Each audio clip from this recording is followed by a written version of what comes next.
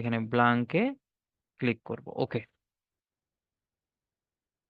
তাহলে আমাদের সামনে একটা নতুন উইন্ডো পপ আপ হয়েছে, যেটাকে আমরা বলে থাকি এক্সেল এর ব্ল্যাঙ্ক শিট বা ব্ল্যাঙ্ক পেজ। এখানে আমরা এখনো কোনো কাজই করি নাই, ঠিক আছে। মূলত এক্সেল জিনিসটাকে এখানে হিসাব নিকাশ করা হয়, ডেটা অ্যানালাইসিস করা হয়, হ্যাঁ, বিভিন্ন প্রজেক্ট ম্যানেজ করা হয়ে থাকে। যেমন আমরা যদি বলি 1+1 যদি দিই, 1+1 ইন্টার করলে কত হওয়ার কথা, 1+1 এখন দেখেন কিছু হয়নি, আমরা লিখলাম জাস্ট একটা কোড। এখানে যদি আমরা ইকুয়াল সাইন ইউজ করি তাহলে কি হয়, 2 হয়ে গেল, ইকুয়াল সাইন দিলে 2 হয়ে গেল।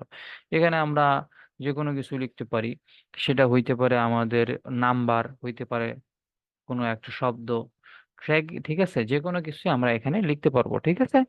তো এটাই মূলত আমাদের হচ্ছে এক্সেল এর ইন্টারফেস বা এক্সেল হোম, ঠিক আছে। ইনশাল্লাহ নেক্সট ক্লাসে আমরা এক্সেল ইন্ট্রোডাকশন সম্পর্কে একটু জানবো।